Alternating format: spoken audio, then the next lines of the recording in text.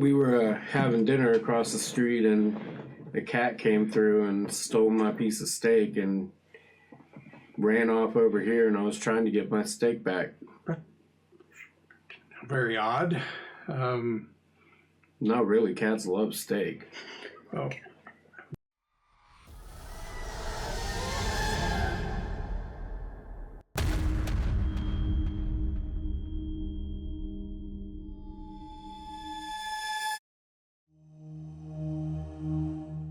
Hey, I'm Steve. I'll be your keeper of arcane lore tonight, and I'm joined by... Hi, I'm Emily. I'll be returning as Alice Green. And I'm John. I'm playing, once again, Jackson Morse, the cowboy bootlegger. Cowboy bootlegger. Again, everybody, thanks for joining us. So... What are we playing? Alice and Jackson. We are playing Mr. Corbitt, one of the scenarios from Chaosium's Mansions of Madness. There's another one called Mountains of Madness that I'd like to get next. I'll be using my beautiful leatherette collector's edition. Whoever gave you that must really love you. Really, really love me. Really nice. You can get that at chaosium.com. Great thing about buying your source books there is they also give you the PDF version, so you can use that for playing straight off of your computer, or I like to clip some of the pictures out of the PDFs and use them in Roll20 and whatnot. It is early April. Sun is starting to shine more. Temperatures are warmer. It's really nice, and it's a Sunday afternoon. You're sitting in the parlor. You're probably reading through some books or looking through some appraisal papers to get ready for work on Monday. Jackson, you're probably reading the newspaper or whatever. You're sitting close to the front window because the sunshine coming in just feels nice. You might even have the window open a little bit, because after a winter of everything being closed up, stuffy, get some fresh spring air going through the place. It is, again, Sunday afternoon. And as you sit there, you can hear street sounds, a car passing by, a car stopping. What draws your attention, though, is you hear a little bicycle bell. Ching, ching, ching, ching, ching, ching. And you look up just in time to see what did I do? I don't know. Okay, hold on. Refresh, that's what I did. You look up just in time to see the young paperboy. He is driving by on his bike, his little mutt of a dog kind of following him, and he's ringing his bell at your across the street neighbor who's just pulled up in his car, and he rings his bell and waves to the man that is Mr. Corbitt. Okay. And Mr. Corbitt, Bernard Corbitt, because he has lived in the house across the street since back when you were a kid, and your parents were living in this townhouse of yours. You probably even remember that a few years ago, Mr. Corbitt, who had some medical training but never finished medical school, which you can't remember why, you were younger.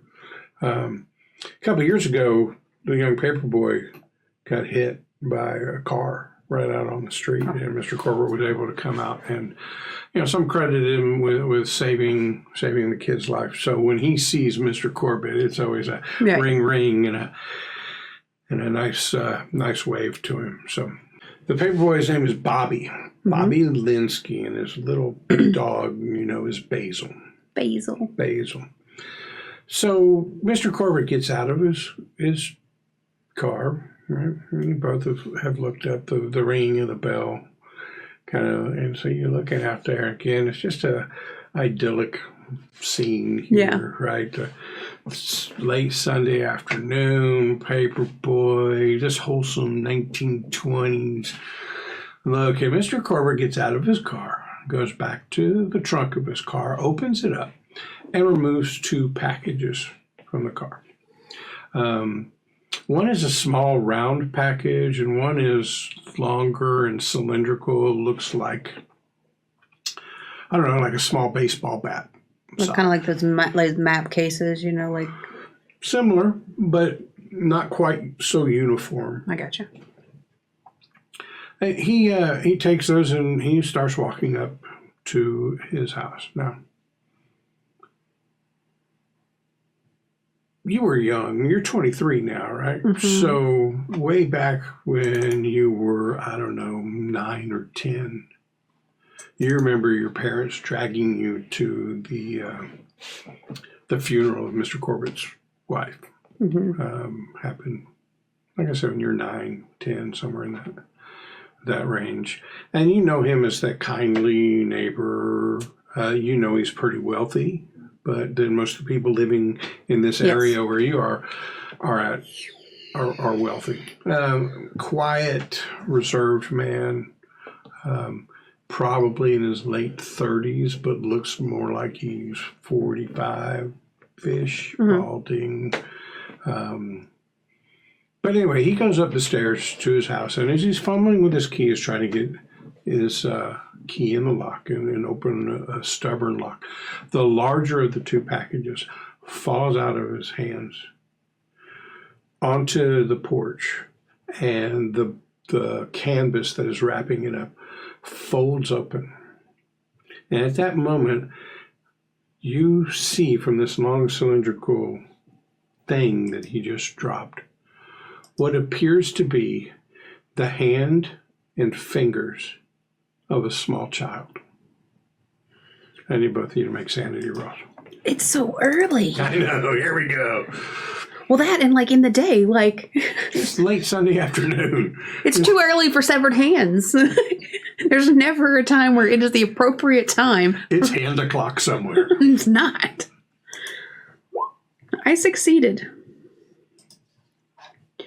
Jackson failed. Jackson. He was like, I didn't even get to chase that kid. All right. It's a perfectly good kid to chase. No sanity loss for you on the Thank success. You. And Jackson, I need a D3 of sanity loss from you.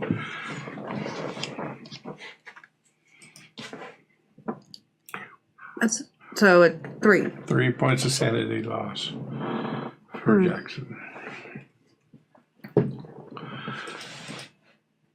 Mr. Corbitt quickly reaches down, scoops up the package, refolds the canvas around it, and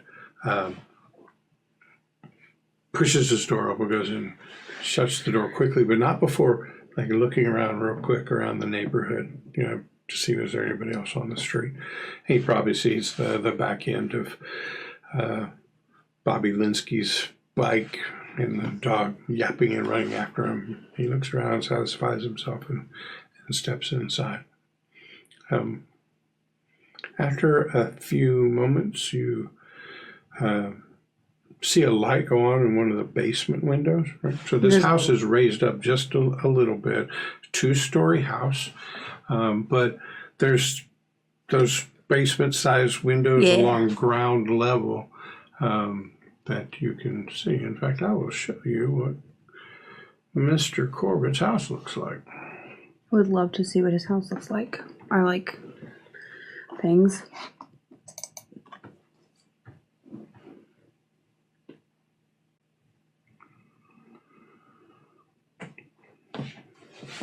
Oh yeah, very cute. So it's got those little I know what they're called, but yeah, the little window things. Those things. Right. So there's a full-size basement underneath that house, presumably, and then 2 stories. So you see a light go on in one of those windows that is facing you, and then the curtains or shutters or blinds. I almost said blinders. They're quickly closed. Right. And yeah, his car's parked out on the road, and you're left wondering what the hell you just saw.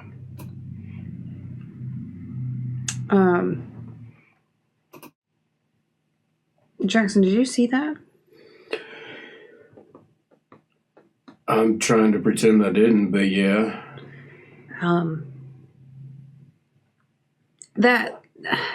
That's Mr. Corbitt. You know, we saw him a few Sundays back.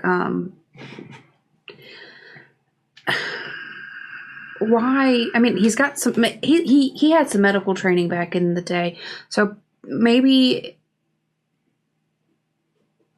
I don't see why he would have. Why would anybody have that? That's awful. Should we call the police? Should we? I don't know what to do with this. I mean, I imagine before you call the police, you should probably just try to go have a conversation with them. I mean, yeah, but I just don't see how that conversation's going to go. Like, hi, Mr. Corbitt, I saw you have a small child's hand. What's that all about? How do you approach that subject?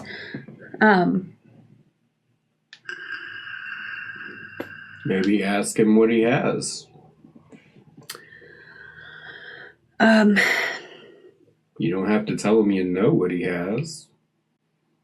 Yeah, I guess so. I guess we can go over there and talk to him and see what we can find out. I don't know what else to do otherwise. So we will get ourselves together, I guess, to go knock on Mr. Corbitt's window. Well, I'm not window, sorry, door. Yeah, because that'd be strange. You just like knock on the window. Hello? I am going to bring my handgun with me. Like in the back of my dress. I am. I'm not going to bring like a whole ass rifle, but I think I've been through enough at this point to, rather not need it and have it than need it. Fair enough. Not.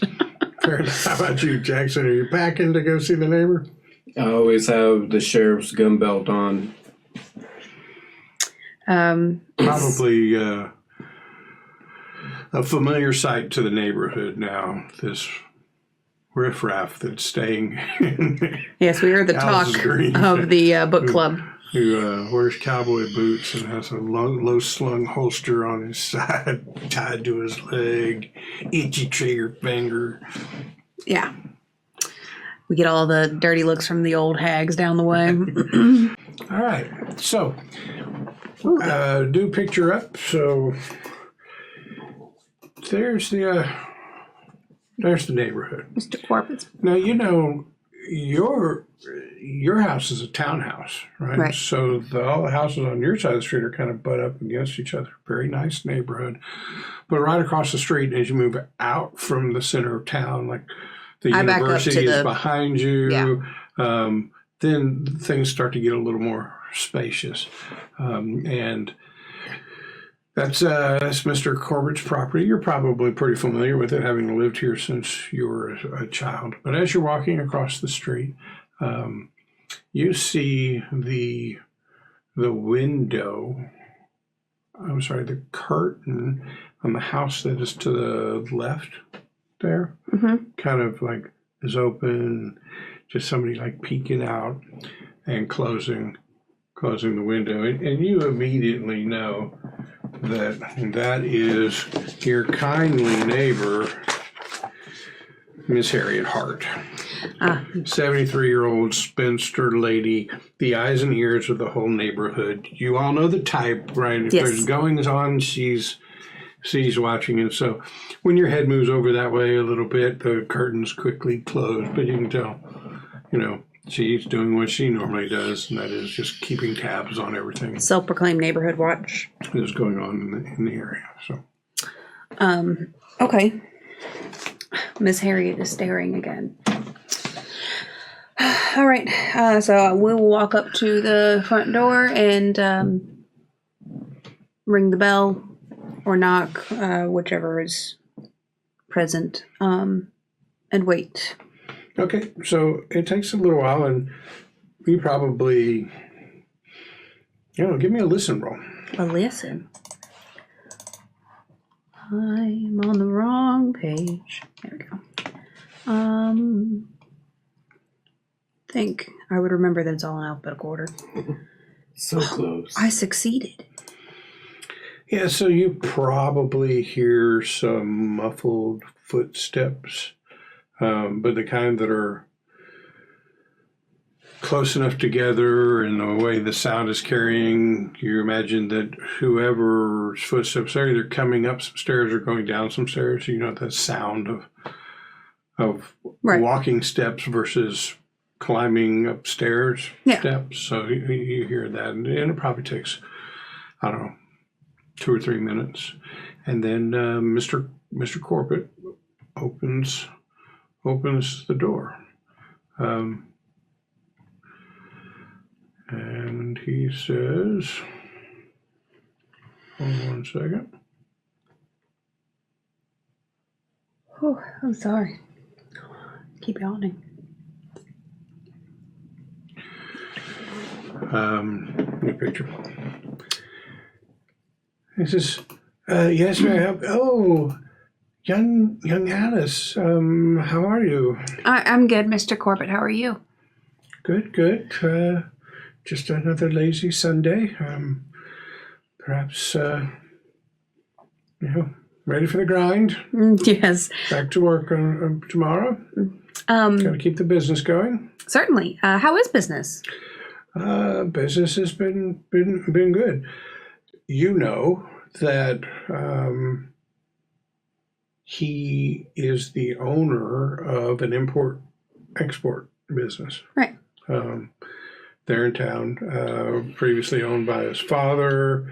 You probably don't remember it happening, but a year or two before his wife died, and you got drugged to that funeral. A year or two before that, his father had died. Right.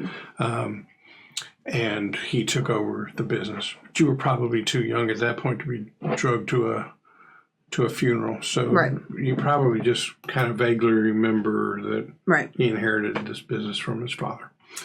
Well, I'm glad business is good. I actually stopping by. I was expecting a letter and it hasn't come yet, and I was hoping maybe somebody around the neighborhood may have gotten it by mistake, and I was wondering if you had gotten any of my mail in the last week. No, I don't think so, but I haven't looked at yesterday's post, really. Please, come on in. Oh, thank you. And so you step in, and there's a foyer, or a foyer. Foyer. Given the neighborhood, it's probably a foyer. A couple streets over, they just call it the foyer. And there's a little table sitting by the door and a pile of mail, and he flips her and says, "No, Alice, I'm sorry. I don't seem to have gotten anything, but it's great that you stopped by. I was going to come over to your house." And he kind of just steps around the corner into his front room, and he comes back, and there's just like a small little basket with a couple of tomatoes in it, some squash. It's early in the year, but the garden is doing wonderfully. And from all your childhood, right? This guy loves to garden, and the whole neighborhood benefits from the fruits of his labor. See what I did there? And so he is often giving away fruits and vegetables from his garden. So I was meaning to bring these by to you at some point. So perhaps you can just take them with you. Lovely. That is wonderful. I always look forward to your garden's production. Have you met Jackson? Have I properly introduced you? Oh, I think we've waved across the street, good sir. Nice to meet you. Hello. Bernard Corbitt. Jackson Morris. Yes, Jackson's a friend of mine who's been staying in town with me until he finds a place of his own. We saw you come in today when the paperboy was going by. You know, he's still always so grateful to you. It's so adorable to see his little bell go off. Oh, yes. You know, young Bobby, he's doesn't have quite as much, how you say, boyish gumption Yes. in him anymore. He's a little more reserved. But probably for the best. The boyish gumption kind of got him in a bit of a spot. Yeah, and, you know, growing older, it's fitting for him to learn a bit of a little reservation. I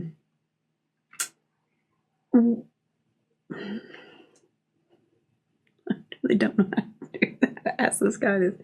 I'm really sorry that I didn't get your mail. Did you check with Miss Hart next door? Perhaps she got it, but it seemed odd, you know, that the even numbered mail would come over here to the odd numbered street. Perhaps you should check with. Have you checked with the townhouses, you know, to your left and right? I have. That seems more plausible. I checked with the townhouses next to mine, but I haven't checked with Miss Harriet. I can certainly do that. Do I notice anything odd about his home? Like, is there anything that seems... I mean, I've probably been in his home previously. Does anything seem out of the way? Unique? No. Not here in the foyer. I mean, you can just see into the front room, like his parlor / living room, well, parts of it, but everything just looks normal. But again, I'm really sorry about your mail. I'm sure it's just got hung up, and the mailman will probably deliver it tomorrow. Probably. We do enjoy those vegetables, though, and I am so sorry, but I really have some work I must attend to before going into the office tomorrow, and I'm hoping that I can wrap that up quickly and spend a few quiet moments in my garden before the evening is up. Certainly. Yeah, definitely. And we will make our exit and walk down to the sidewalk. Okay. I didn't know how to ask him. I froze. I'm sorry. I don't know how to approach that with a man I've known literally my whole life. Maybe Miss Harriet's seen something. Maybe we should go ask her if she knows anything about the packages he's been getting. Worth a shot. Yeah. So I guess we will walk over to Miss Harriet's house and knock on the door. So after a couple of moments, the door opens and you recognize a much younger, though still middle-aged woman open the door, and it is Rebecca Wallace, who is Miss Hart, Harriet Hart's live-in maid, caretaker, companion.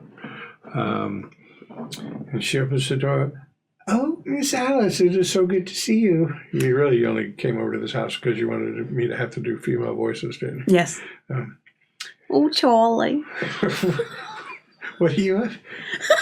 What had you out on this lovely Sunday afternoon? I was coming to talk to Miss Harriet. Is she available is she seeing visitors today? I'm sure she would love to see you. Hold on a second, though. You know how she gets if I don't play the part. So yes, let me go check with I her. Understand. And she walks off, and then you hear some murmuring and probably even a little bit of a high-pitched squeal from a 70-something-year-old woman. And then Rebecca Wallace comes back. She says, "Come right in. She's here in the parlor. She'd love to see you." So you walk in. It is lace and doilies freaking everywhere. There's a woman, thin, well-dressed, impeccably dressed, in clothes that are about 30 years too old. Right.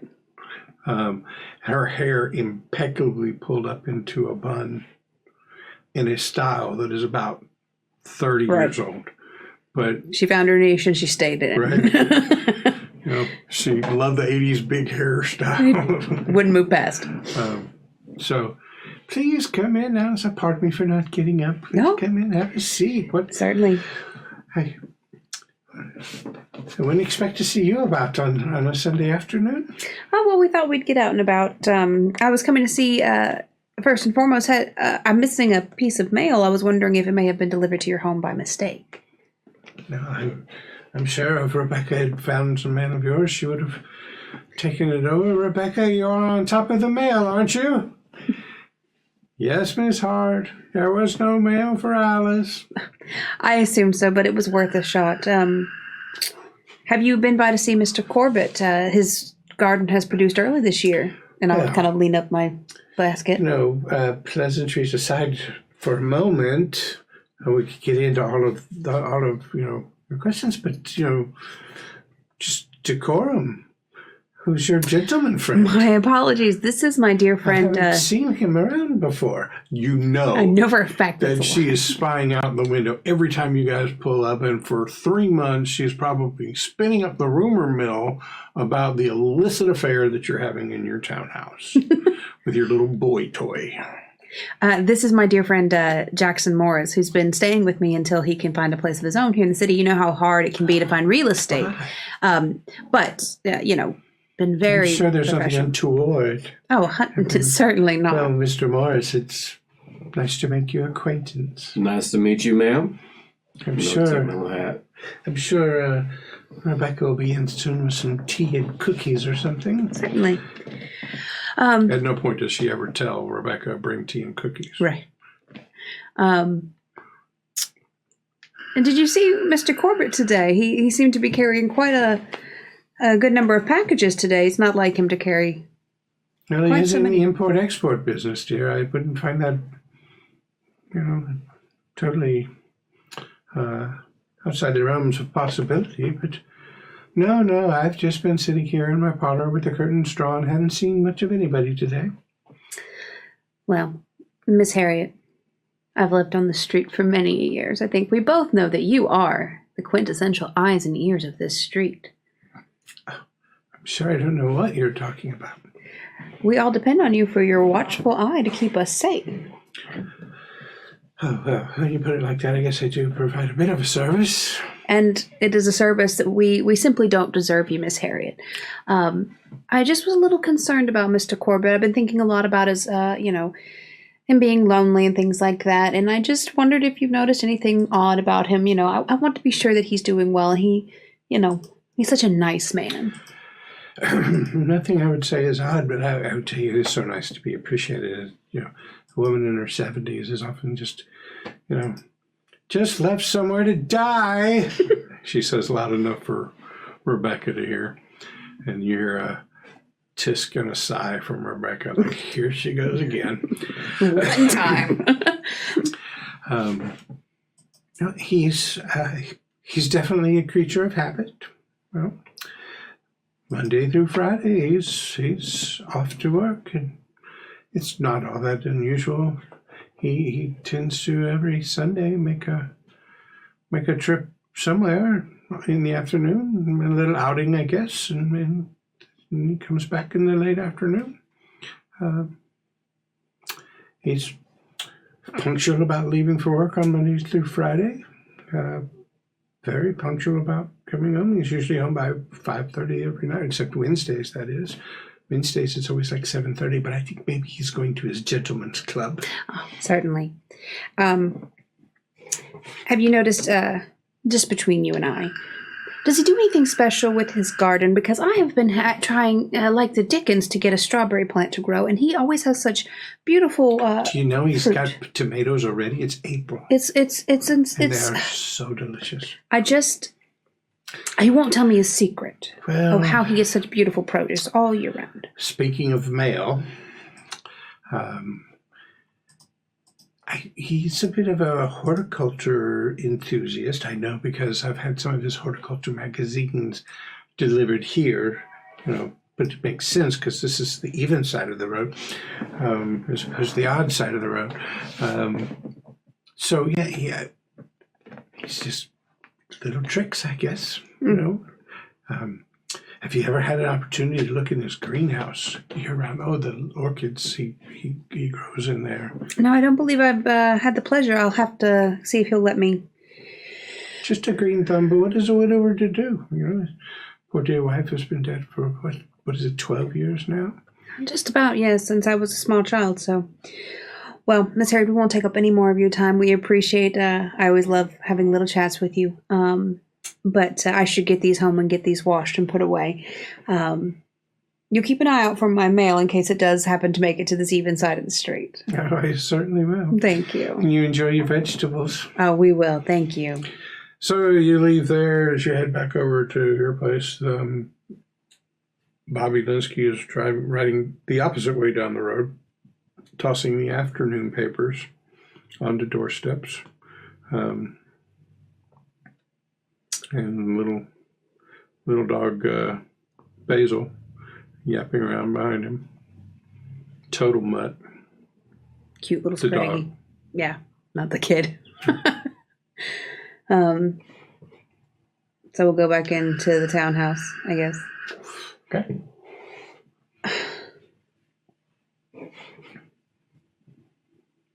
Maybe it wasn't what we thought it was. It just, I can't think of any reason, and I don't know how to ask him. Well, we could always go snooping around later. Yeah. See what he's got in the basement. Do I know about the time Miss Harriet likes to turn in? Give or take. Is she an early to bed kind of old lady? Probably. Okay. Yeah. Probably 8 o'clock on the... By the way, at this point, you realize you never did get your tea and cookies. Bitch. You're probably aware that things start to get really dark in her house by 8:30ish. Okay. Yeah, Miss Harriet goes to bed usually, between 8 and 8:30. So as long as we head out after that, we should be clear of her watching us. We do a decent job of keeping ourselves hidden, but not from Miss Harriet. She may be old, but those eyes are like a hawk.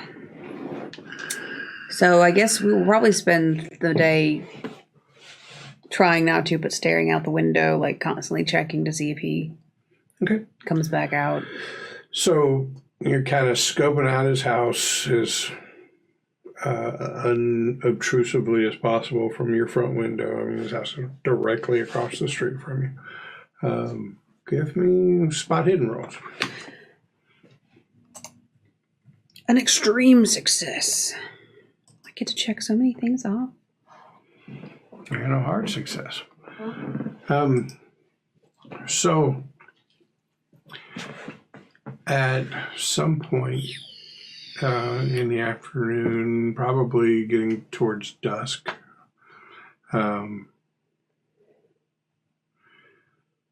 you see the basement window where the light had clicked on and then the curtains were quickly closed. You see the for a brief second the curtains get kind of pushed aside, not like they're being drawn, but like like a kid was running by and hit the curtains. That kind of movement from the curtains. In there, you both, for just the briefest of second, could swear you just saw the face of a woman. And then the curtains fall back down because they weren't pulled open; they were just brushed. Did you see that? Yeah, but I don't know. No offense to Mr. Corbitt, but he's not had any lady callers in quite some time. That looked like his wife, maybe? It was too quick. I can't even recall what she looks like. Did I maybe see a picture of her in his house when I was looking? So give me, you were really young. I'll take an intelligence roll. And depending on the level of success on that, I'll let you know what you know. Hard success. Okay. All you recall was that she was pretty and not frail, but dainty. Like petite. That's the word I'm looking for. Petite. But you don't have any pictures of her, and you really can't recall facial features or whatever. You just remember being like 7 or 8 years old and like there's the newlywed bride across the street, and isn't she lovely? Right. And I can't wait till I grow up and get to be married and all that kind of Right. stuff that a kid of your age would have been thinking about. And in the 20s, I'm 23 and practically a spinster. Not married, popping out babies. So, based on that, nothing about that face you saw for just a fleeting second Right. reminded you of her. But again, if you tried to close your eyes and picture her face, you couldn't. It's been too long. Yeah, I just can't remember. I honestly can't. Maybe it was just a trick of the light. Who knows? So, sun's gone down. It's probably getting 8 o'clock-ish. What would y'all like to do? So I say we take an evening stroll and go up the long side of my street away from Miss Harriet's house, cross over at the crosswalk a few blocks down, and then walk back. And that way when we get back, it'll be darker and we'll be on the right side of the road and we might be able to kind of duck into the side there along his hedge. Sounds good. So, well, on my side of the street, walk up away from Miss Harriet's house, go down the crosswalk, cross over, and walk back so that we're on his side and on the opposite side from Miss Harriet's. So, are you going to walk? So, Miss Harriet's house is right next to his. Mm-hmm. So, are you going to, when you come out of your door, you're looking at his house, and cat a corner to the left is her house. So, are you going to turn left and go that way, or are you going? We're going to go right. And so that when you come back we're on towards the his opposite house, side. you won't be going right in front of Harriet's Correct. window. Because just in you case. wouldn't put it past her to turn all her lights out like she still was peek asleep through. and still be peeking. Yeah, I have no idea and I don't trust her. Okay. And plus that puts us on, judging by the pictures of the house, it puts us on the side where we can see 2 basement windows and there's like a hedgerow. So it kind of lets us have a few minutes or a few steps to decide if we can cut over before we have to make, it's not like we're just darting from my front door. Sure. Okay, so yeah, you walk down a ways. Traffic has gotten lesser. The city's just kind of closing down. Maybe off in the distance, you can hear hooping and hollering of college students at Miskatonic University. That's maybe a block away. Right. You cross the road and you start coming back down the other way. Occasionally, there's still houses with some lights on, but this is an established neighborhood, a pretty well-off neighborhood. So a lot of your neighbors are older than you. Right. So a lot of them are turning in later. They hit the blue plate special at the Morrison's cafeteria at 5 and got there late. But there's occasionally a window or two still on. The house to the right, there's still a light on, and you already know that all the lights are off in Miss Harriet's house. Right. But as you come along the sidewalk, and you are in front of the house to the right of Mr. Corbitt's, and then there's the hedgerow. So what would you like to do? So I think we'll walk right up, like there's like either a brick fencing or some kind of hedging fencing on the house next door.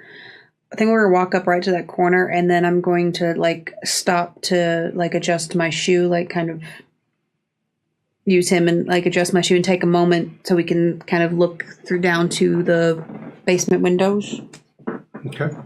The basement windows are dark. There's one on either side of the porch, and then there's some that are run along the side of the house. Right. That you can see. They all appear to be dark. The front porch light is on. And on this side of the house, you don't see any lights on the first or second floor. Okay. Gonna as quietly as possible and trying to stick to shadowy areas in the hedge, I'm gonna start walking around the house. So along the hedgerow or up against the house? Along the hedgerow. Okay, make me a stealth roll.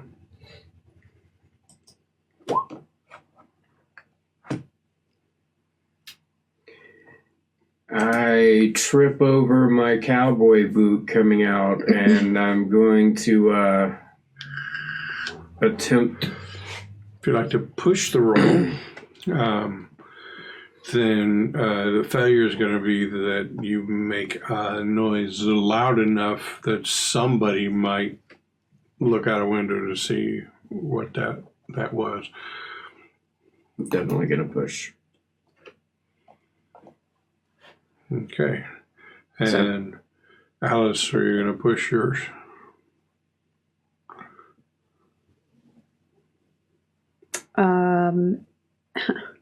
Or are you going to stay here on the sidewalk and let...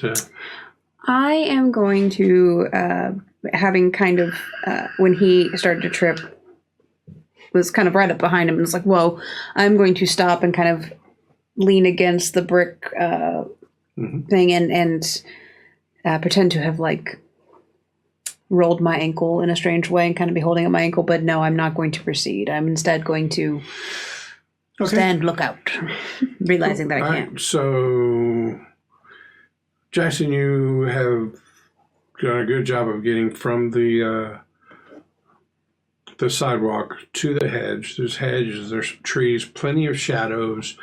It's dark. There's probably street lamps out there on the street, hence the name, street lamps, and his porch light, but there are casting shadows all over the place because of that. You find that you're able to kind of get along. So you are along the hedgerow on the east side of his house, and you can see there's a couple windows for the first floor and a window or two on the second floor, all dark.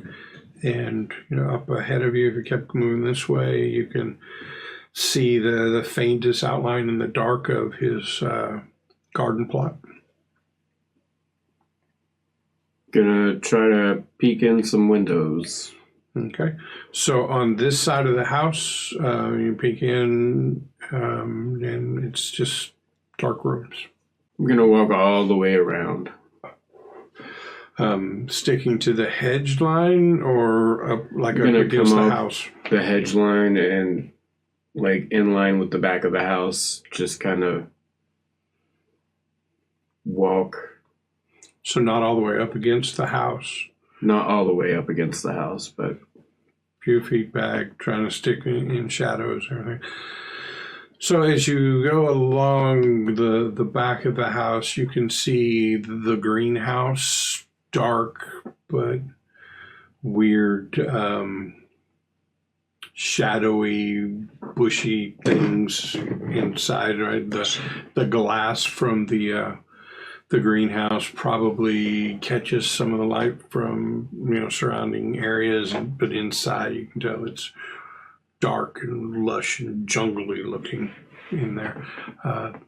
And along the back of the house, you probably see a small light in the window at the back left corner. As you peek into that, looks like his kitchen.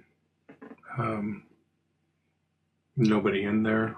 Probably just a... It's like how you leave over the stove light on all night. I think it's more like light from another room is pouring into the kitchen, so it lights it up a little bit.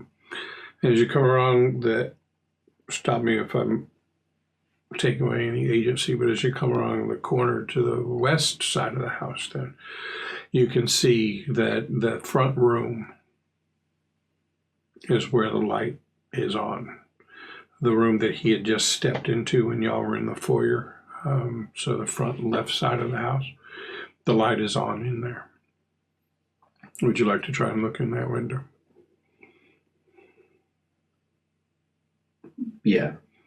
Need another stealth roll.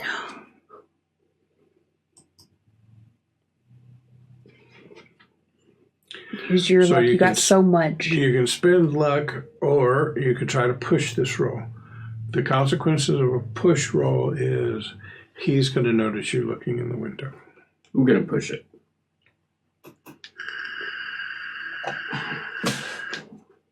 You have so much luck, and you wouldn't use 6. So, hey, quit meditating. So, what you see is Bernard Corbitt is sitting at a desk with what looks like a journal or something, writing something in it. And then he catches something out of the corner of his eye, and he looks up, and you duck your head down just a little bit, and then you hear the scraping of chair on hardwood floor, like he's about to get up. What are you going to do? I'm going to be looking around in the bushes and like pretend to be looking for something. All right, so he comes to the window and he looks out. It takes him a minute looking through. When your face popped up in the window, the light from the room hit your face, and so you could see that. Looking out, and you're looking through the bushes. It takes him a minute for his eyes to adjust to the outside light and what little ambient light is coming from the street lights. And finally, he sees you, and he lifts his head and says, "Mr. Morris, what are you doing in my bushes?" Oh, sorry. We were having dinner across the street, and a cat came through and stole my piece of steak and ran off over here, and I was trying to get my steak back. Very odd. Not really. Cats love steak. Well, I've never known a cat to... Do you own a cat? How did the cat get in here? No, that's the weird part. Right. His subterfuge is confusion. I'm going to need a fast talk roll from you. And just because of the ingenuity of this little lie you're spinning, I'm going to give you a bonus dice. What's funny is that earlier, like after you asked me if I bought anything, I was sitting there thinking, I was like, I really thought about like maybe she'd buy a cat, and she was going to name her like Nancy or something stupid, and I was like, no, John would be like, why the fuck did you buy a cat? You have a 5 on fast talk, huh? Yeah, so he looked at you and his eyes squint a little bit like, I'm not really buying this, but well, hold on a minute, sir, and I'll give you a hand. Like, you don't have a flashlight? And you hear a moment, why would you go out looking for a cat in the dark without a flashlight? And you hear a drawer open and some mumbling and jumbling around in a junk drawer, and then the front door opens and the screen door, which is on a spring, kind of claps behind him, and he comes down the steps and shines the light. And before shining in the bushes, he shines it on your face and then up and down you. And so where did you see the cat go? It ran across the street, and it looked like it went in these bushes over here.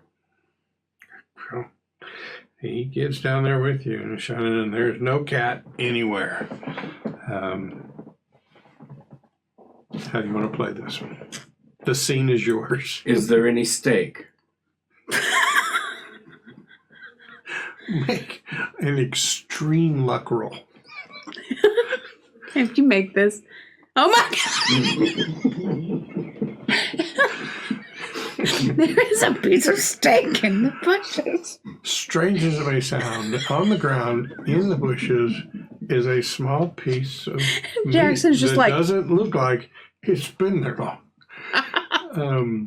I'm going to pick it up and chunk it in my mouth and give it a little chew and go, Now, what would be really funny is like, nope, that was not mine.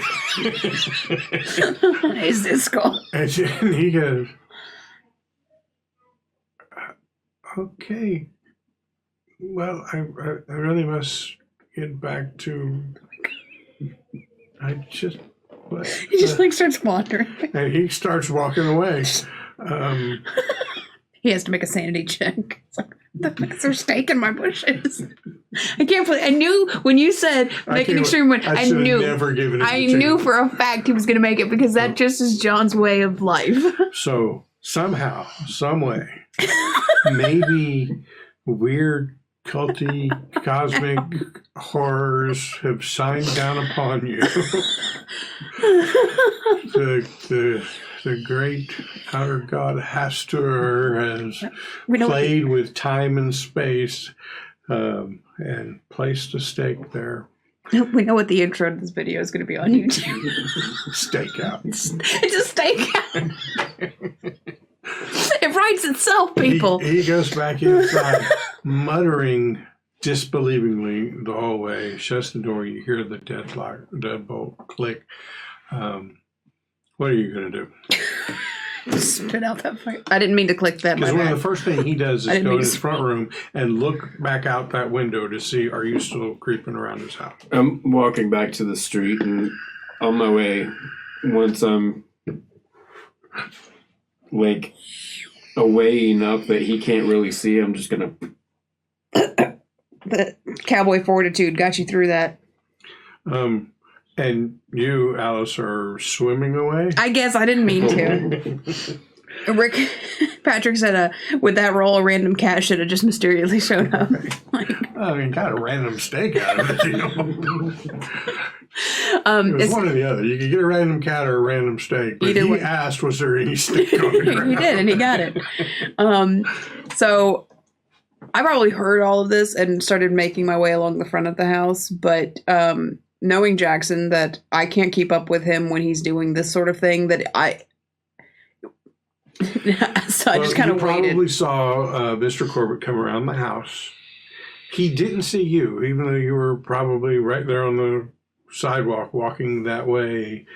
He was just like looking down, muttering to himself about the unbelievability of what steak just happened. How was there a steak in the freaking... Could they possibly have really been a cat? And then he goes in his house completely oblivious to what's around him. So I'll meet up with Jackson, kind of at the corner point there. It'd be like, maybe we should go back home. So you guys crossed the street, probably using the same path that cat took. And 100%. Head back to your thing. And as you're going in the house, you probably see the front room light of Mr. Corbitt's house turn off. And a minute or two later, an upstairs room light turn on. 30, 40 minutes after that, turns off. And the crickets begin chirping. Large full moon shining down, adding a little more light to the area so the cats can find their snack. Right. I think we really need to be investigating the mysterious steak planter. Right. Hooks, man. Which one are you going to take? Which one are you going to take? There's too many. Yeah, so, that's pretty much it for the evening. You probably hear the plaintive, sad wailing of a cat somewhere, wondering what the hell happened to his freshly stolen steak. Right. There's some dude down the street that actually happened to. It was like on his porch, and then he's like, I know this cat went somewhere. Cannot believe you made that. Oh, but it's great that he did. Note to keep herself: don't offer shit like that unless you're prepared to deal with it. Yeah. It's a nice touch. It was. Hard to keep the cosmic horror mood going when I'm I have to role play steak cutting up. It's my own fault cutting up. Yeah. So here we are. Jackson and Alice are back in Alice's townhouse, looking out in the window at Mr. Corbitt's house where the lights have all gone off. And after a near miss with Mr. Corbitt, he probably thought you were some kind of criminal and found out he was mistaken. Which he finds to be a rare occasion. Oh, God. But well done. Oh, my God. Jackson. Well done. 3 for 3. Who knows, right? Maybe he took it well, he bought it, or maybe he's got beef with you. Those are all freebies. Freebies. So, it's 8:30, 8:45 at night. The neighborhood has gone dark and quiet. What's up? What do you want to do? Can I make an idea roll? Sure. What are you trying to get an idea about?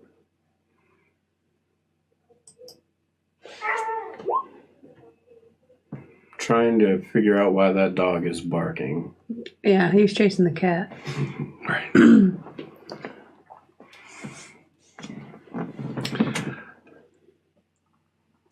You remember that Miss Harriet told you that he has a very strict schedule that he sticks to, and that he's always goes to work at like 8 o'clock in the morning. He's not home till 5:30. So you're thinking, if you'd like a chance to look for more steak and bushes over at his house, that there's times when he's not around. They're daylight hours, so there adds a little bit of. But if you wanted to snoop around there without worrying about running into Corbitt, you know that'd be a good time to do it. You know, he's pretty regular about his work schedule. If we were to, I don't know, accidentally get his paper, carry it over there for him while he's at work, drop it off, might be able to take a look inside the house. Yeah, I could probably come up with a good reason to go occupy Miss Harriet's time and allow you some time to look around his home. So I'll probably spend the last little part of my evening looking around my house for some antique that very much so fits her, 30 years in the past aesthetic. And, with the ruse of taking it to her home to say, look at this new thing I found. I thought you might be very interested in it, and try to get her to, wax and wane on old times. Okay. And that way. You find, forgot you'd even had it. You can't even remember where you bought it. Maybe your mom left it here. An antique doily press. Perfect. For getting those stubborn creases out of your decorative doilies. So then I will make the plan to go over there, and you won't have to role play. Just sitting in her parlor to keep her occupied and out the windows while Jackson snoops. Snoops. Keep the snoop occupied so that he can snoop. Okay. So, going to bed for the evening, or? I don't have anything else I need to do tonight. Do you? No. Okay. So you guys go to bed, and a wandering group of trolls. Roll for initiative. Wandering monsters in Call of Cthulhu. That could happen. Yeah. So you go to bed. Alice, while you're sleeping, you have a dream, and it is you're at work, and you're putting away boxes of new exhibit stuff that have come into the museum, and one of them is like this big cylindrical document holder. Maybe a painting or something is in there. You take the cap off of it and you go to shake it, and out flops a little baby hand. Don't. Reminding you of what you saw. Right. And you bolt up. And you look at the clock. It's there 3 o'clock in the morning. And you try to shake it off and you go back to sleep. Okay. And it's morning time. So once he leaves for work, give him a little bit of breath between. I will make my way over to Miss Harriet's with, maybe the doily press and, I don't know, muffins or some shit. I don't know. Okay, so yeah, you're invited in by her caretaker, and you sit down and enjoy some morning coffee discussions with Miss Harriet, who was quite impressed with your antique doily press. Yeah. Yeah. Jackson, what you doing? When I see her go in, I'm going to give her a couple minutes to get situated and everything, and then I'm going to walk over across the street, and I'll try the front door first. It's locked. Try all the windows. All locked. Back door. Locked. Take a peek inside the greenhouse. So a lot more light here. You see some really fancy orchids, some other plants. Are you going to try and go in the greenhouse, or are you staying? I'll go in. Okay. So give me a... Let me double check on the roll here. Are doily presses a real thing? Or is that like something that... I just made that up, I think. I'm concerned now. Like, in my head, it's like a little waffle maker. You know, you pull up and you put down. When I wake up in the morning, I eat waffles. Do they look like doilies? No. They should. I bet that, like, if you took, like, a waffle maker but made it, like, not really thick, have it really thin, it would make, like, crispy, you know, like, waffle flats that were, like, very delicate and delicious. That would be really good. That sounds really delicious. So give me a science botany roll, which you don't have that skill, or a natural world roll. That would be cool to play a botanist. That's what I really like about this game is, like, I keep wanting to, like, play these new things and, like, the implications. So you're able to recognize that some of these things are orchids, and then there's a bunch of other plants that you don't recognize in here that look very exotic. That's a flower. But that's about all you know. Are there any leaves or bits and pieces not attached currently? Like on the floor, or like down in the pots or trays that things are growing in? I'm sure there are. I'm going to get a couple leaves or petals from the ones I don't know what they are and just put them in my pocket.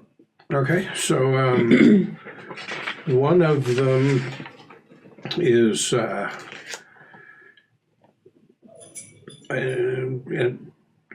of a orange blue leaf. Like, yeah, orange and blue. No, I was trying to picture it. I used to have a plant with like really colorful leaves that had a bunch of different colors in the leaves. Huh. I was not the green thumb that Mr. Corbitt is. It's no longer with us. R.I.P. So yeah, you find that, and then a little leaf here or there. One of the leaves has this weird, like, 7-fingered pattern. Like one really big one, and then 2 smaller ones, and then 2 smaller ones, and 2 smaller ones, like that. Instead of putting it straight in my pocket, I'm going to open up my journal and in the very back, just slide it in between some sheets of paper and then put it in my pocket. Okay, so you got one green leaf that looks like a really thin version of like the Canadian flag leaf. Maple. Huh? Maple. Yeah, but it's not as broad as the maple is. Like I said, it's got like 7. Got to draw this out for you? It's a pot leaf. And then the orange blue leaf. We're going to have to start hanging out with Mr. Corbitt more. Is there So you're putting both of those in your journal? are there any supplies, like bags of soil or fertilizer around? So, yeah, there's like bags of soil, probably bags of fertilizer, but not many. Maybe like 1 little bag of fertilizer. Looks like it's like mostly nitrogen based to add to the soil. Little implements and all that. Make me a stealth roll. I'm assuming you're trying to do this without everybody knowing you're trespassing in Mr. Corbitt's property. Hopefully. Okay. You could push the roll. if you push the roll, then the result is going to be somebody passes by on the sidewalk or whatever and notices you back there. I'll push it. Isn't pushing like you have to re-roll it? It's the same. Oh. Yeah, no, you have to re-roll it, but Okay. it doesn't really matter because the 7, yeah. Go ahead and do a re-roll. It is a re-roll, not a penalty. I should make him stick with the 7. Sorry. All right, so you're poking around in the greenhouse, and then you just like suddenly, oh yeah, shit, I'm supposed to be being sneaky, right? So then you kind of posture yourself so that there's plants and stuff between you and the front door, which is glass, so that folks passing by can't see you, and you're able to do that. About how long are you spending in this greenhouse? 5-10 minutes, maybe. Okay. And then I'm gonna go back to the house and I guess try to jimmy the lock. Okay. As you, which door? Try the back. Okay. Give me a lockpick roll. Locksmith.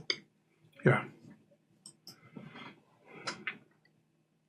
Do you really think you were gonna jimmy it with a 1? Maybe. You can push the roll. You remember you rolled a 2 last week. I did. I did. I don't think I'm gonna push that roll. Would you like to use 83 points of what? Nah. All right. It's pretty secure. Apparently it's got deadbolts, not just a doorknob thing. You feel like you could have probably slipped your pocket knife or something in between the door and the frame and maybe just pop that lock, but he's got a pretty secure deadbolt right above it, and the deadbolt is engaged, so you're not able to get into that. Well, from here you can see into the kitchen, pretty tidy. You can probably see into one of the other rooms on the back that it's just like a little den or whatnot. What? Guess I should really know this instead of just winging it. Yeah.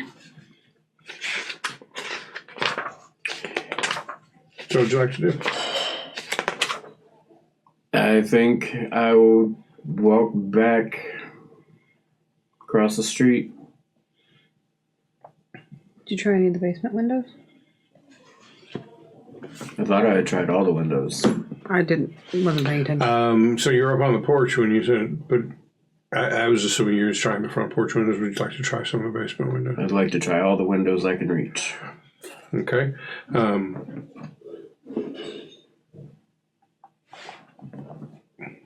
The windows along the back side of the house are, you can't tell if they're locked or just painted shut, but you're not able to open those. If you'd like to come around to the front side of the house, where the window was that you saw a light go on when he first got home, and then the curtains being drawn, and then later that night you guys glimpsed what looked like a female face. If you'd like to try that window, it's at the front of the house, and there's not a lot between the front of the house and the street, so I'm not sure a stealth roll is going to do much for you, so I'm going to give you a chance at a luck roll that you get a chance to check out this window without anybody going by and catching you. So give me a luck roll. Barely. Especially considering you have 75. The window appears unlocked as you just put a little bit of pressure on it. It moved a little bit. It's not painted shut, and it does not appear to be locked. Give me a listen roll.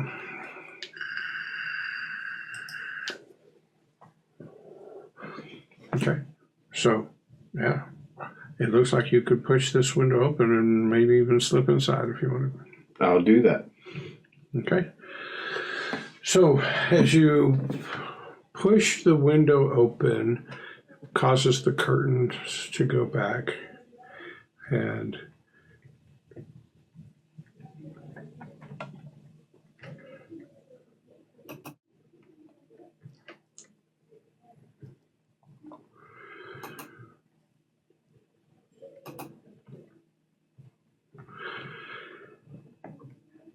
as the curtains go back and you start to slide in, now that the window's open, you hear this scampering sound.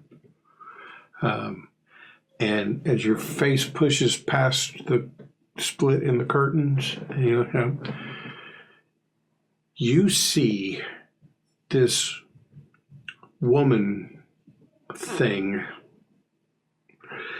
is obviously a woman's head. Where her ears would be are two small arms. Ew. And where her neck and the rest of her body would be is one leg.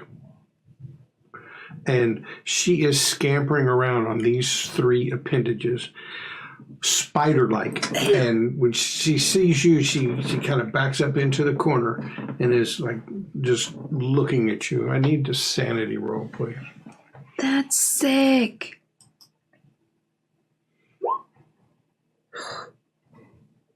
Like, screw you, little I need you to roll a d6 for your sanity.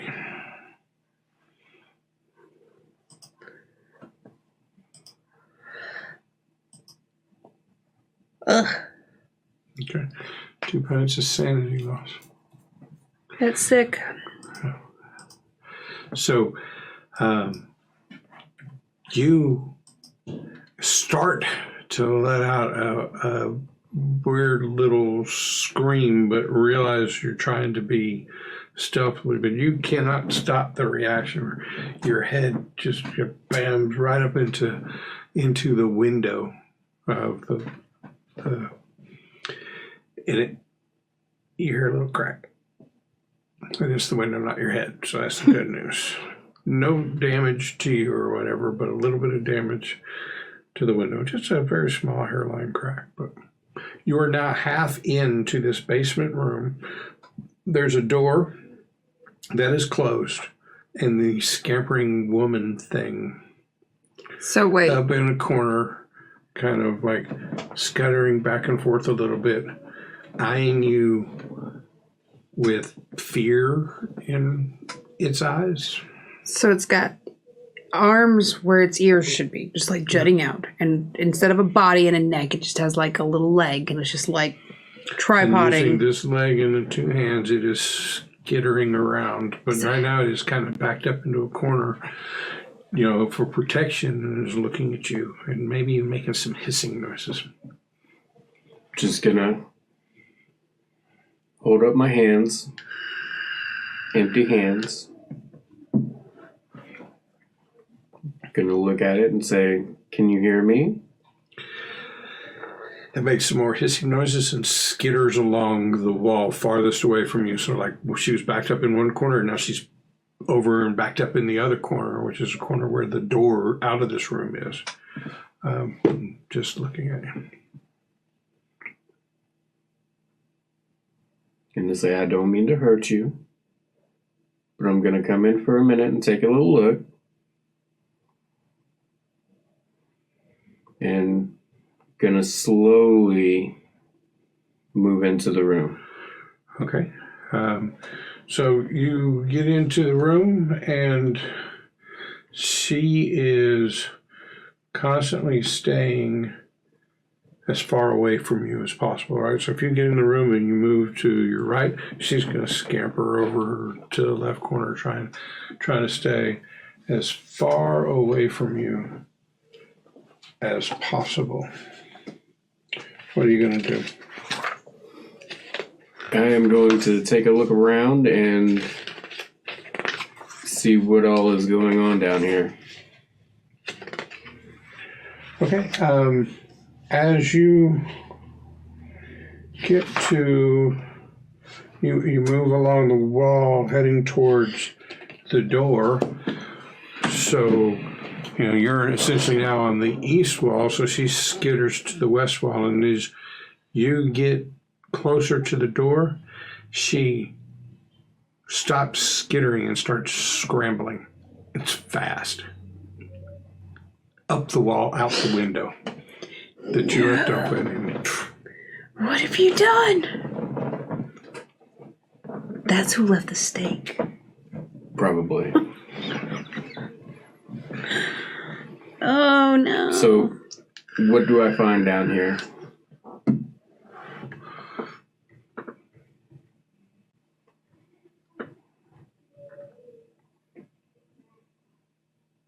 You done messed up, AA Ron. I don't like that at all.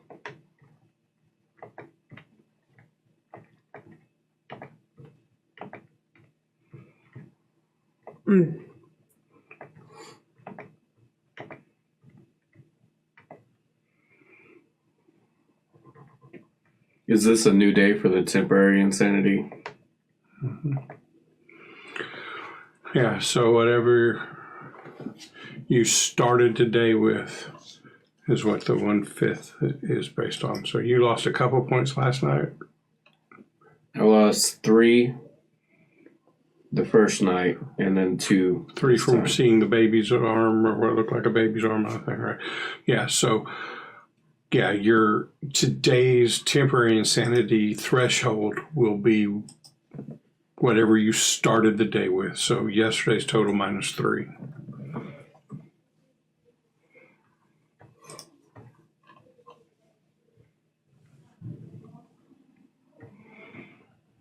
Ooh, a new map. In darkness. So bottom middle of the page, Yeah. right? So that's the window that you came in. There's a door.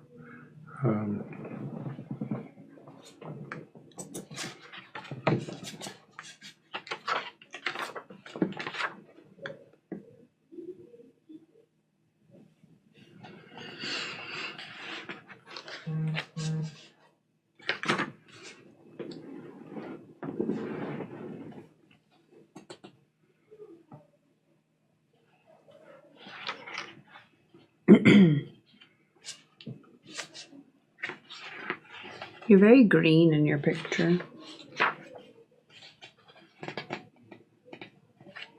It's from all that weird ground steak you eating. Got a little food poisoning.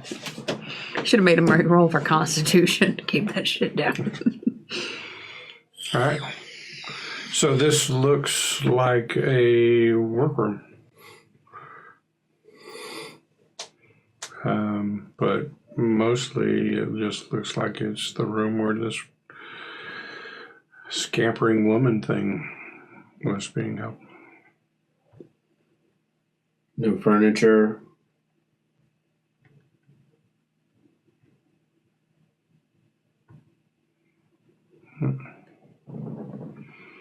No, there might be piles of trash here or there, but no, it's just pretty much an empty room. I'm gonna open the door and look through it. Okay. All right, so it opens up into another room, larger.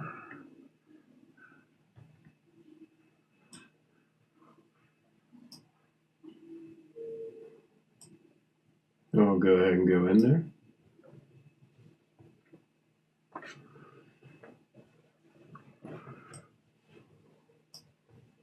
Take a good look around while I'm moving around the room.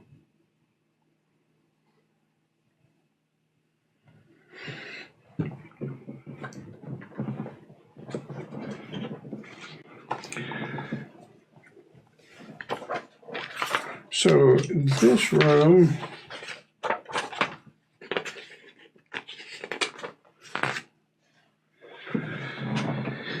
Looks like a laboratory. One end of it is filled with chemicals stored in jars and beakers, those kinds of things. Balances, mortar and pestles, some dried plant specimens on the table. On another side of the room, there is a stainless steel table with medical-looking equipment on it. Scalpels, catgut, needles, rib spreaders, clamps, and other fearsome-looking surgical implements. Do they look clean? Yes. And while you're looking at those things, you give me a listen roll. I'll do better than that. I'll give you a listen roll fail. You're correct. So if you'd like to push that roll, you could, and the only consequence of failure here is time. You'll be spending more time down here. I'll push it. You pushed it real good. Real hard. So over here by these surgical implements, there's a small cabinet, and coming from that cabinet, you hear a small whirring sound, like mechanical.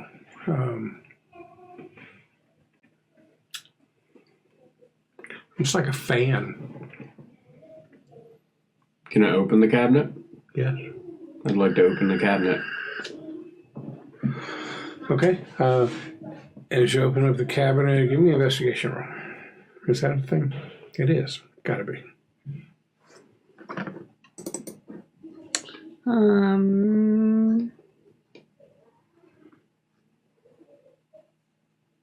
Maybe. The only thing I have in eye is intimidate. Okay, give me another spot hidden roll.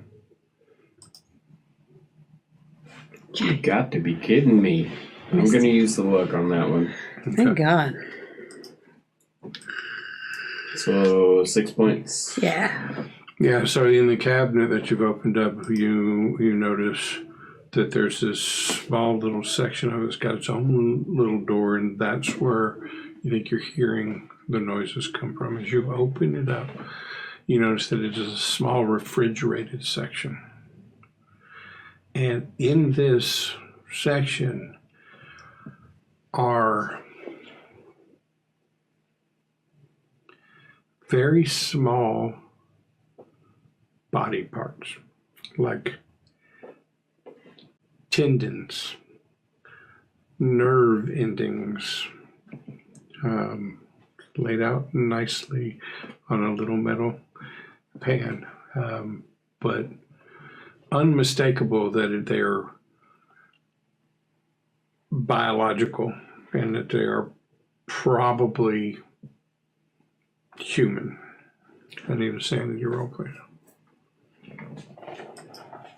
Oh, success.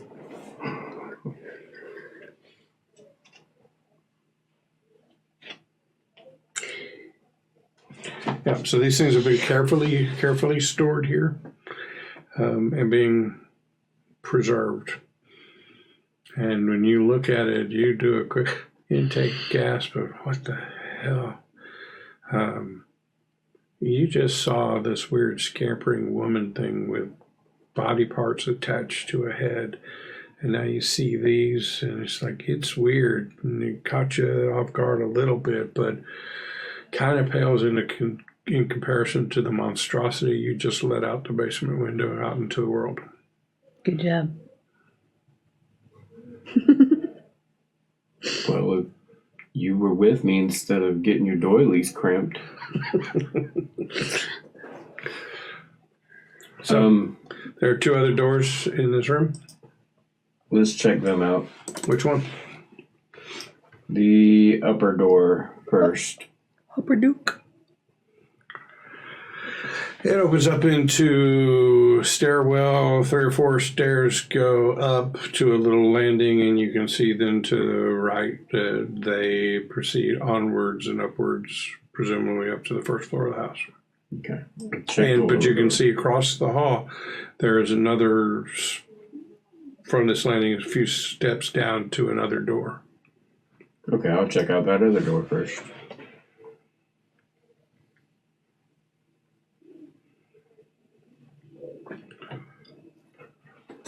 So that door opens up into a utility room. And there's just, probably a washer and dryer down here. Laundry, you could see into the next room, definitely, which is where the laundry is. But it's like some metal shelving, typical household stuff, cleaners, rags, broom, mop, maybe the water heater. Okay.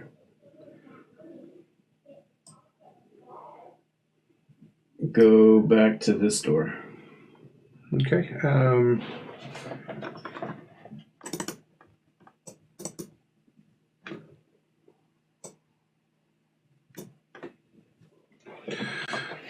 right, so you open that door and you see into a small closet, but there is an incredible fetid smell that hits your face when you open that door. Like, doesn't smell like death. It smells more like meat, piss and locker room. Okay, I'm gonna shut that door. No thanks. Did I see another door in here?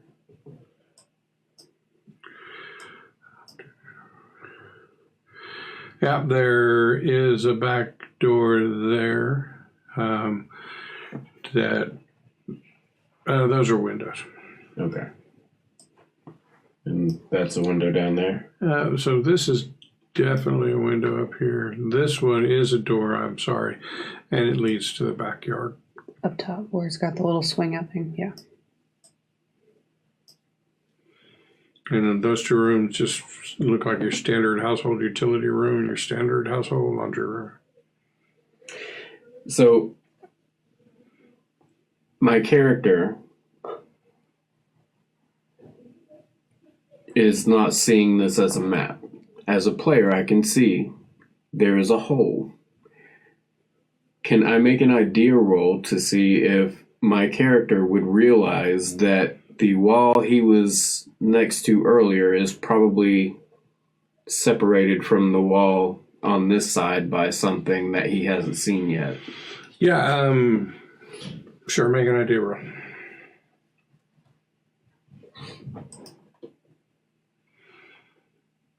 Okay, so Yeah, Jackson thinks to himself, there's probably another room here. Yeah, so the layout of this room, based on what you've done and what you've seen, you know that there is some space between the workroom and the laundry. Now, I'll leave it up to you whether you think that is potentially another room, or that being right under the porch, it could be concrete slab. Up for you to decide, but your idea roll does determine that the layout of this basement is missing part of a floor plan if it looks like the rest of the house.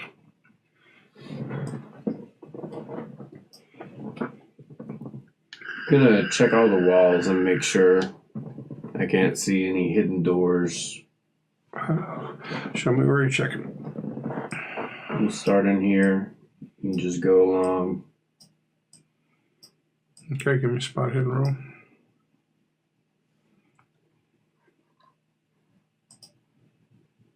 You don't find anything. Now on the other side. Another spot hidden roll. You don't find anything. Alright, I guess I will go back in the piss room and check it out. Okay. Give me a spot hidden roll. Of Don't course. find anything. Okay.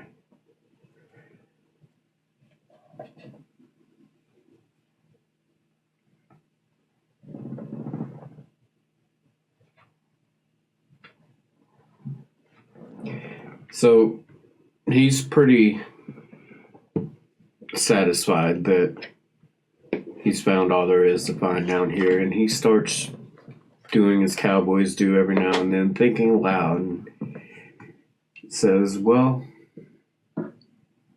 I could go upstairs and see if there's anything interesting up there, because I don't think after this I'll get another chance. But it's probably a good idea to get out of here too.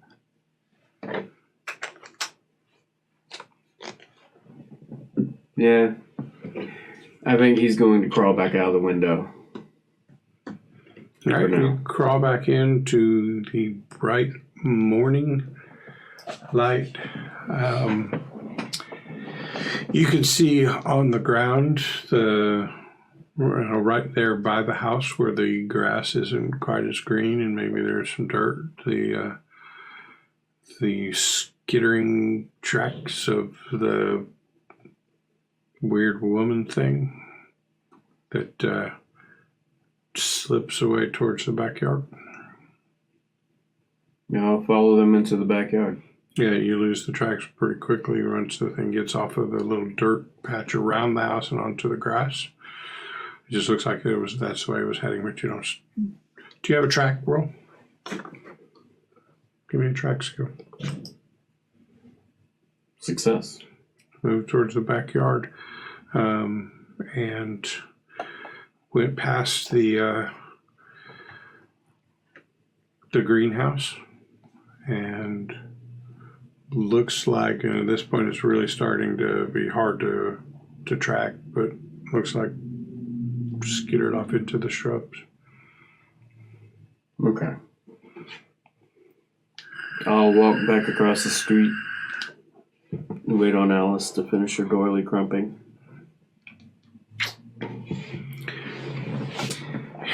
And so that's when I told my housekeeper that the next time the guests come over, I would expect that she would immediately put on tea and provide cookies. I shouldn't have to tell her these things. Well, we really didn't mind, Miss Harriet. But I really thought that you'd be interested in seeing this. It's, I love antiques, and I saw it and thought of you. It is so beautiful, and thank you for showing it to me and sharing it with me. And the 4 or 5 doilies that we were able to put in, they just look perfect now, almost if they were brand new. And I had just tatted them yesterday. Well, Miss Harriet, I insist you keep it. I know I couldn't. I insist. It's my pleasure. I love sharing our history and the beautiful things of this world with the people around me, and I insist you keep it. Well, she scoops it up, holds it close to her perfectly dressed self, and escorts you to the door. Yes, and I will with have profuse thanks. And when the door shuts, you can hear her calling off to Miss Wallace, or I think her name was Rebecca. Rebecca. About what that lovely young lady from across the street. Maybe she could be forgiven her indiscretions with that man. Harlot. And I will head back to the house. Okay. So, how'd it go? So,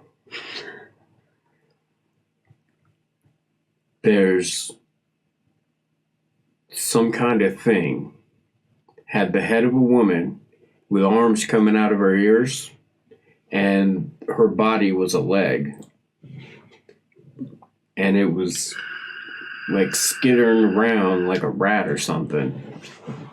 It's not nice to poke fun, Jackson. Hear sirens in the distance. Does it look like they're going a street or two south of you?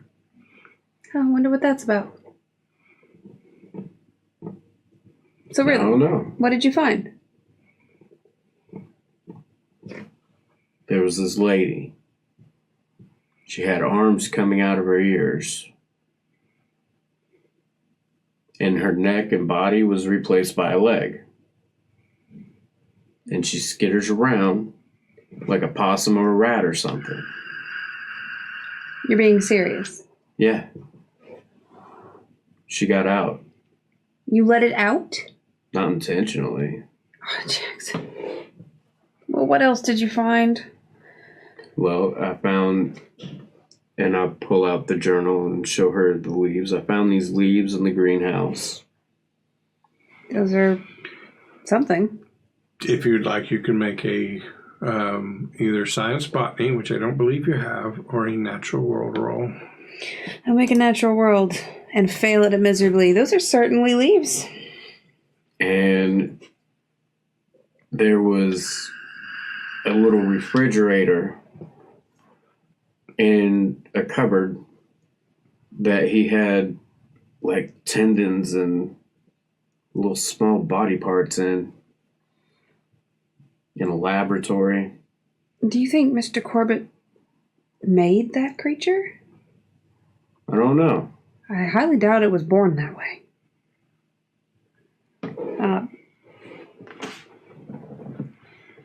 All right, well, we'll have to... There's a pounding at your front door. One moment, and I'll walk to the front door and kind of look out. Who's there? Arkham Police Department. Oh. 2 officers So I will... whose heads are on swivels. They look really... It's not that lazy cop on the beat look. This is a cop with a mission look. And that's where we'll stop for the Damn it. Okay. So, hey, thanks everybody for joining us as Jackson and Alice try to figure out what's up with Mr. Corbitt across the street. Yeah.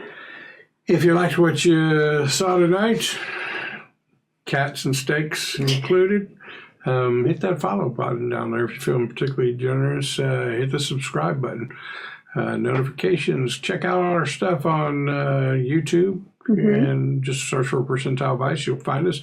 Or there's a link in the chat box to all of our links. You can check us out. And we'll be back next Monday to see what it is. The cops at the door, or one from Allison Green.